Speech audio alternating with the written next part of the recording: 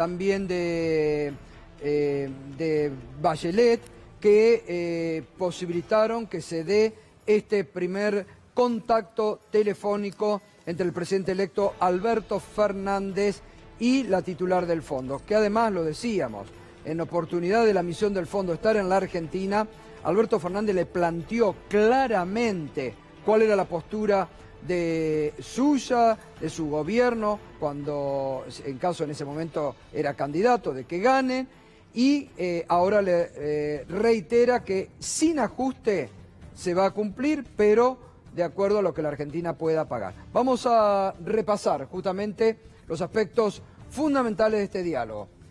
Hemos estado, dijo Alberto Fernández, hemos elaborado un plan sustentable que nos va a permitir crecer y cumplir con las obligaciones que la Argentina tiene con ustedes y con el resto de los acreedores. La titular del fondo, queremos trabajar con usted atacando el problema de la inflación y promoviendo el crecimiento. Estoy muy ansiosa por conocer más detalles de su plan. Cuando un país es dueño de su plan, esos planes son efectivos. Es importante esto lo que le dice, ¿eh? Cuando un país es dueño de su plan propio. Alberto Fernández, entiendo la relevancia de la viabilidad fiscal. No me tiene que convencer de eso, pero es mi deber anticiparle que en la situación en la que se encuentra la economía argentina no hay espacio para más ajuste. Es difícil propiciar un mayor ajuste. No podemos hacer más ajustes fiscales porque la situación es de una complejidad enorme. El nivel de ajustes en la era de Macri ha sido tremendo, le dijo Alberto Fernández a la titular del fondo, que le dijo: me han conmovido sus prioridades, la reducción de la pobreza y la lucha contra el hambre en un entorno económico que permita crecer y generar empleo para mejorar la vida del pueblo argentino. Muy bien, primer contacto entonces entre el presidente electo Alberto Fernández, recuperando soberanía política y económica, lo más importante. No más entrega como hizo Mauricio Macri. Bien, vamos a otros aspectos. Nos estás acompañando con el hashtag corrupción M. Comenzaron a desfilar exfuncionarios y funcionarios del actual gobierno por Comodoro Pi. Y en el negociado de las autopistas se suman nuevas denuncias. Juan. ¿Qué tal, Gato? ¿Cómo andamos?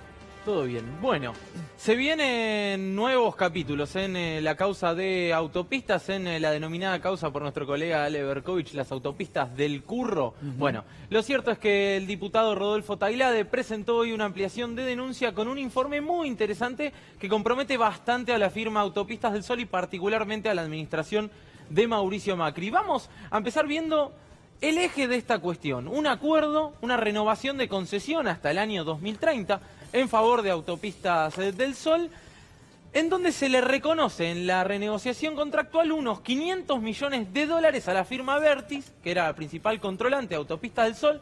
Ojo, Autopistas del Sol, para que nadie se pueda distraer tal vez en esta historia, socia de los Macri, histórica socia de los Macri en justamente la concesión de la autopista. Le reconocieron 500 millones de dólares cash por una demanda que había presentado ante el CIADI, ante el Tribunal Internacional, para dirimir un supuesto atraso en el pago en el cobro de peajes, digamos. Decían, tenemos la tarifa atrasada porque se devaluó mucho la moneda y nosotros cobramos menos de lo que deberíamos. Decía Autopistas del Sol, socia de la familia Macri. Reclamaba 1.300 millones, el Estado supuestamente hizo un negocio cuando le dio 500 millones de dólares, pero lo cierto es que no había ninguna instancia local agotada. Es decir, la demanda en el CIADI suele durar 10 años, solo el 26% de las demandas contra el Estado ha perdido el país, con lo cual había mucho terreno por recorrer y nunca se terminó de entender por qué Argentina pagó semejante cifra. También Roberto Lavagna habló de esto alguna vez y dijo... Sí. Hay alguien que se está haciendo el vivo y se está llevando algo de esto. ¿Te acordás que denunció que había gente, funcionario Macri, de los dos lados del mostrador? Así Estaba es. clarísimo el negocio por donde venía. ¿Quiénes son los funcionarios implicados que estaban de los dos lados del mostrador de alguna manera, o por lo menos los que está investigando la justicia? Bueno, Mauricio Macri, ex socio, insisto, de la firma Autopistas del Sol, estaba compuesta por Sideco y por Abertis, que se llevó estos 500 millones de dólares.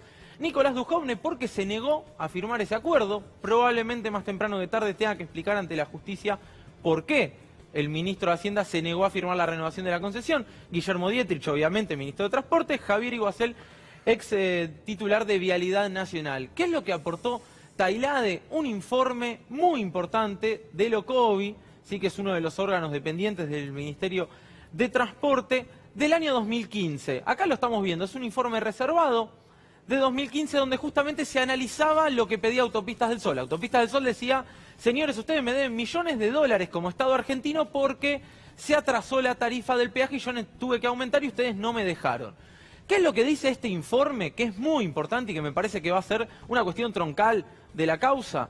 Bueno, habla de la subcapitalización de la empresa, de evasión impositiva, de millones y millones de dólares que escondieron a través de consultoras que también les pertenecían a ellos, de firmas que les pertenecían a ellos. No sé si podemos empezar a ver algún destacado justamente de este informe, que insisto, es el informe que prueba que el Estado no debía reconocerle por lo menos la cifra que estaba disputando Autopistas del Sol. Le entregamos 500 millones de dólares a una firma porque simplemente lo reclamaba. No hay cuestión legal, no hay argumento alguno que justificara el terrible pago de esta cifra. Autopistas del Sol resulta responsable del pago de los impuestos que hubieran correspondido al inversor, debiendo tributar por impuesto a las ganancias, un periodo no prescripto, como marcamos antes en correo, 150 millones de dólares casi.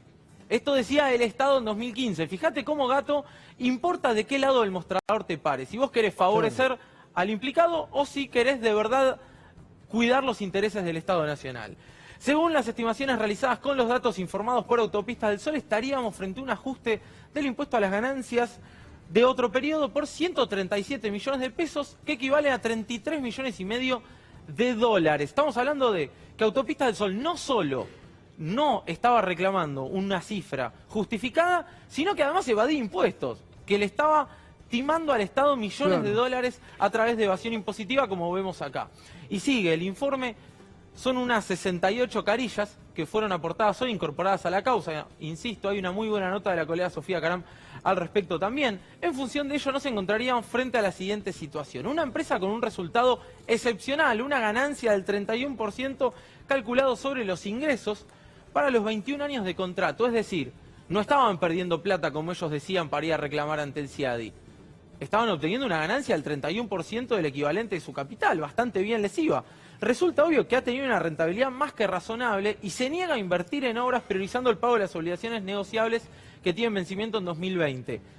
Repito de nuevo, esto que estamos viendo es sobre Autopistas del Sol cuando la familia Macri era socia todavía. Claro. Es decir, con la familia Macri... Acordate que la venden las acciones después de haber promovido Mauricio Macri, presidente, un aumento de la tarifa de las autopistas, más del doble, ¿te acordás? Sí, y después de ese aumento vendió su participación con ganancias donde se habían disparado el precio de las acciones, que hizo un muy buen negocio, ¿no? Así es, y si te parece vemos algún destacado más. También las acciones, como vos marcás, el valor de la acción se había duplicado desde que había asumido Mauricio Macri. ¿Por qué? Bueno, porque los inversores sabían que le iba muy bien a Autopistas del Sol y que iba a obtener, entre otras cosas, estos 500 millones de dólares, que insisto, los perdimos todos los argentinos. Habrá que ver si hubo algún tipo de responsabilidad penal en ello. Evaluar el inicio de las acciones correspondientes contra Usol y sus accionistas, es decir, acá el Estado argentino, por eso vuelvo sobre lo mismo, cómo el Estado pensaba en proteger los intereses patrimoniales de Argentina independientemente del partido político que lo estuviera gobernando. Lo que decía es, no solo no corresponde, no hay que dar lugar al reclamo que me hace la familia Macri desde Autopistas del Sol junto a sus accionistas, sino que además hay que iniciar acciones para reclamar estos 358 millones de pesos que evadieron. Y dice, analicemos si no hay que pasar todas estas denuncias a la justicia ordinaria. Claramente, no solo se reclamó un monto fraudulento, sino que además se generó un perjuicio al Estado enorme. Vuelvo sobre lo mismo, 500 millones de dólares que se le entregó a a un socio de la familia Macri. ¿Qué escándalo sería si estuviéramos hablando de un ex socio de Cristina Kirchner, de Néstor No, Kirchner? aparte está clarísimo el negocio que hizo Macri. Está más que claro el negocio desde el momento. Lo mismo hizo con el tema de las eléctricas. Aumentó la tarifa y después vendió las acciones y la participación que él tenía. Esto es lo que tiene que investigar la justicia ya, ¿no? Y te hago un comentario final. Estamos trabajando en una investigación para ver quiénes son los funcionarios del gobierno que incrementaron su patrimonio exponencialmente gracias a la compra y venta de acciones energéticas, particularmente en el año 2016. Hay más de uno y muy cercano al presidente. Bárbaro, muy bien. Juan, gracias. A vos, Gato. Muy bien, seguiremos con estos temas. Forma parte de la corrupción M y los que comienzan a desfilar ya por tribunales. Obviamente que el presidente está imputado también en estos hechos graves de corrupción, así que en cualquier momento también va a tener que, una vez que deje el poder, dar explicaciones ante la justicia. Bien, nos vamos a meter ya en un tema que hemos estado analizando desde la semana pasada, cuando aconteció la presentación por parte del presidente electo del Consejo para la Lucha contra el Hambre, y nos está acompañando hoy Antonio Aracre, que es presidente de Singenta, que participó justamente la semana pasada de esta reunión, también Victoria Tolosa Paz, que ha participado. Antonio, buenas noches, gracias por venir. ¿Cómo está? Hola, ¿cómo estás? Muy bien. Bueno, ¿qué sintió cuando primero que fue convocado por el presidente y cuando se habló del hambre en la Argentina? Porque muchos niegan, pero hay hambre en la Argentina. Las últimas informaciones que ha dado el Observatorio Social de la UCA son muy dramáticas en este sentido, ¿no? Bueno, todos coincidimos en que la indigencia es el índice o el factor de la economía que mejor refleja, digamos, aquellos sectores de la población que no pueden acceder a la canasta básica de alimentos. La indigencia se calcula que la última medición estuvo en el 7,5% y llegará cercano al 10% en diciembre. Generalmente entre los chicos y los jóvenes ese número es un poco más grande porque la pirámide poblacional allí es mayor también. Así que nosotros, cualquier persona de buena fe y de buenas intenciones celebra esta iniciativa del presidente electo, que lo ponga como prioridad. El presidente electo ha recalcado que quiere hacer de esto una política de Estado a largo plazo, que sin importar el partido político o el gobierno de turno, y eso creo que va a sumar muchas voluntades y mucha gente que se quiere acercar a ayudar. De hecho, se notó que era una mesa muy transversal con muchas opiniones y con gente de distintos sectores. Estaban la mesa de enlace y sectores de los derechos humanos. Eso es lo interesante, ¿no? Exacto. Eso es lo interesante, la convocatoria.